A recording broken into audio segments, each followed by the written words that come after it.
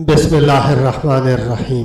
فاواز کے معزز ناظرین السلام علیکم۔ آج ہم سلطنت عثمانیہ کے دوسرے سلطان اورحان اول کی دلچسپ زندگی اور دور حکومت پر بات کرنے جا رہے ہیں، لیکن اس سے پہلے کہ ہم اس پر گفتگو کریں، میں آپ کو اورحان اول کی حکمرانی کے بارے میں ایک حیران کن حقیقت بتاتا ہوں۔ کیا آپ جانتے ہیں کہ اورحان اول پہلا عثمانی سلطان تھا جس نے سلطنت عثمانیہ کے لیے اپنے نام کے سکے بنائے تھے؟ یہ ایک چھوٹی سی تفصیل معلوم ہوتی ہے، لیکن یہ دراصل سلطنت عثمانیہ کے لیے اورحان کے عزائم اور وژن کا ایک اہم اشارہ ہے۔ اس ویڈیو میں ہم اورحان اول کے شاندار زندگی، اس کی غیر متوقع فوجی فتوحات سے لے کر اس کی جدید طرز حکمرانی تک جس نے سلطنت عثمانیہ کے مستقبل کی کامیابی کی بنیاد رکھی تھی، تو چلو شروع کرتے ہیں۔ اورحان اول سلطنت عثمانیہ کا دوسرا سلطان اکثر اس کے مشہور جانشینوں کے زیر سایہ رہتا ہے، لیکن سلطنت کے ابتدائی ڈھانچے اور توسیع کی تشکیل میں اس کی اہمیت کو بڑھا چڑھا کر پیش نہیں کیا جا سکتا۔ اس نے عثمانیوں کے مستقبل کی کامیابی کی بنیاد ڈالنے میں ایک اہم کردار ادا کیا، اور اس کے دور حکومت نے سلطنت کی تاریخ میں ایک اہم موڑ دیا تھا۔ اورحان اول کو اپنے دور حکومت میں متعدد چیلنجز کا سامنا کرنا پڑا، جس میں حریف ریاستیں اور اندرونی کشمکش شامل ہیں۔ بازنطینی سلطنت خاص طور پر عثمانیوں کے لیے ایک اہم خطرہ تھا۔ اورحان کو اپنے علاقے کی حفاظت کے لیے اپنے پڑوسیوں کے ساتھ پیچیدہ سفارتی تعلقات کو آگے بڑھانا پڑا۔ اندرونی طور پر اس نے اپنے خانہ بدوش قبائل کے درمیان اتحاد کو برقرار رکھنے اور حکومت کا ایک مستحکم نظام قائم کرنے کے لیے جدوجہد کی۔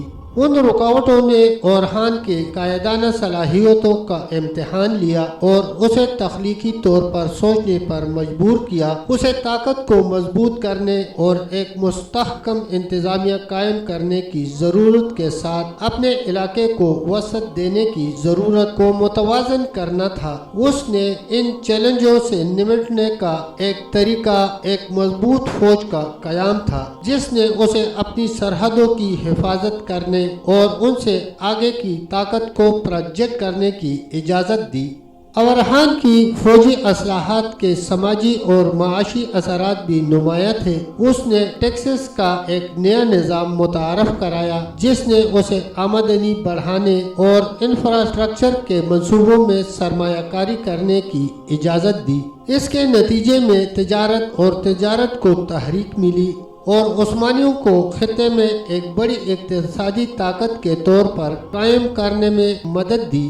اورحان اول کی کامیابیاں فوجی فتوحات اور اقتصادی ترقی سے آگے بڑھی ہیں۔ اس نے اہم انتظامی اصلاحات بھی متعارف کروائیں، جنہوں نے سلطنت کو مضبوط کیا اور اس کی مستقبل کی ترقی کی بنیاد رکھی۔ اس نے ایک مرکزی بیوروکریسی قائم کی، جس نے اسے اپنے علاقے پر زیادہ مؤثر طریقے سے حکومت کرنے کی اجازت دی، اور اس نے فارسی اور عربی کے استعمال کو سرکاری زبانوں کے طور پر فروغ دیا۔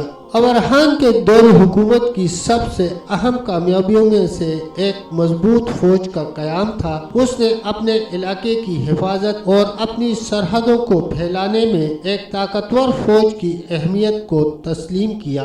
اس مقصد کو حاصل کرنے کے لیے اس نے فوجی تنظیم کا ایک نیا نظام متعارف کرایا تھا، جس میں نظم و ضبط، تربیت اور وفاداری پر زور دیا گیا۔ اس نے اسے ایک انتہائی مؤثر جنگی قوت بنانے کی اجازت دی، جو زیادہ طاقتور مخالفین کے خلاف لڑائیاں جیتنے کے قابل تھی۔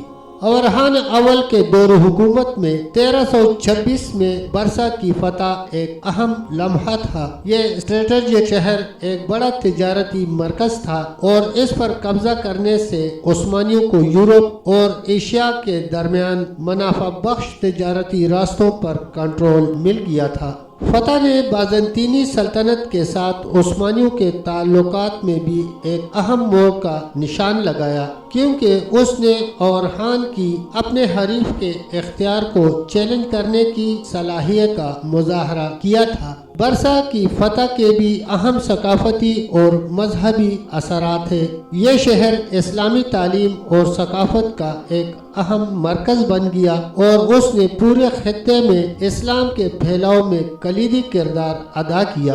اورحان کے علماء اور فنکاروں کی سرپرستی نے عثمانیوں کو ایک بڑی ثقافتی طاقت کے طور پر قائم کرنے میں مدد کی اور اس نے سلطنت کے مستقبل کی ثقافتی کامیابیوں کی بنیاد رکھی۔